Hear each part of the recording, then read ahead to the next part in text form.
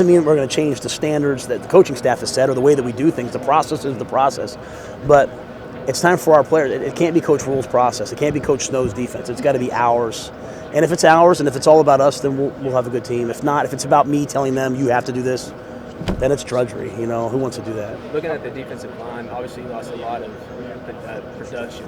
You have a lot of young guys that are going to come in and the depth chart. Speaking to some of those young guys like Cheedy and Rob and James Lockhart, obviously doesn't have a ton of experience, but what do you expect from them and how are you challenging them before the season gets here? Well, I think the first thing, as you said, replacing Greg and Ira and X and all that's going to be hard. What we need is our seniors to play their best football. Bravion Roy, we can't talk anymore about Bravion's potential. It's got to be on full display every single Saturday.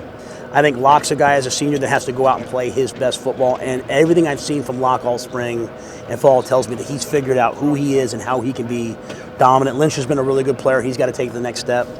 And then, we, as you said, we need some of those young guys to play as if they're not young anymore. One of the hard things about coming into a program that, and trying to kind of build a program is you quite often play players before they're ready to play. And so they're either playing when they don't deserve it or they're playing before they should. They can get, they can get frustrated, they can get downtrodden. And Cheedy is 295 pounds. He runs 4.9 to 5 flat. He's got a 35-inch vertical. He should be a force. Rob Solon is tough, aggressive. He's 297 pounds. We moved Ryan Miller over there. He's had a great offseason. We've got a bunch of guys that should go out and play really well, but it's got to come from them. I can't. People always talk about confidence. No one can give you confidence. You have to earn your own confidence. And so, those guys to me are what will make our team go. They've got to step up and they've got to play. They're now ready to play. They're not the same guys that were a year ago or 2 years ago playing before they were ready. They're now big, fast, strong enough to go out and play at a high level. And some of the guys we just brought in, whether it's T.J. Franklin, whether it's Niadre, some of those guys have to step up and give us a boost until they kind of catch their feet halfway through the season. How much does that 4-game redshirt rule help the young players, but also help the older guys that might be injured after 3 or 4 games and come back and redshirt and have a full season? Yeah, the 4-game rule was a game changer. We were able to redshirt Braylon Arnold, Jared Atkinson. Those guys played 4 games. R.J. Sneed, we were able to redshirt last year. So we really improved our team by just taking advantage of that. I think the other thing is it helps a lot of the older players where the young guys are having to take reps off of them. They're able to rotate in with them a little bit, play on special teams for them.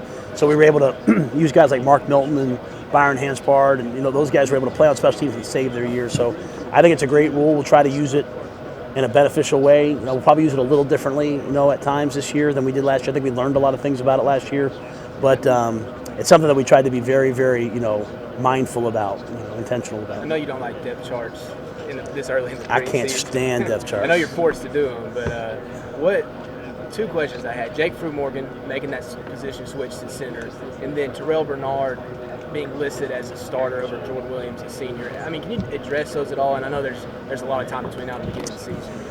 Yeah, I just try not to put too many ors on there. But, Jordan has had a good offseason, and Terrell's had a good offseason. So if you ask Coach Snow, he might have it differently. It was just kind of me writing it down. And, I've told Jordan Williams, I expect him to play really well as a senior, so I'm going to put a lot of pressure on him. And I think because Jordan Williams is an emotional, fiery, competitive player, and sometimes that gets the better of him. And if he can maintain his poise, and he's one of the toughest guys we have. He comes to practice and play every day. He just keeps grinding. So I'm probably trying to put a little pressure on him to make sure that he understands that I'm going to push him. Because the way you have a great team is your seniors play their best football, and I need Jay Wool to play his best football. Who's the other one you asked? You know what? We experimented around. Experimented this spring with him at center, and to me, part of it is to give Tech a chance to really kind of rock off the ball and be physical. He's one of our more explosive players. But, he takes reps at center as well, and Jake can always go back out the tackle. And, Bettier's playing tackle. He could go inside and play guard in second. Casey Phillips can play guard. Xavier Newman's had, that ankle still bothered him a little bit. We had to do something a couple weeks ago to help him. So our goal on the offensive line will always just be to get the best 5 out there. And you hope then you can get the best 5 out there early and establish some rhythm and some chemistry.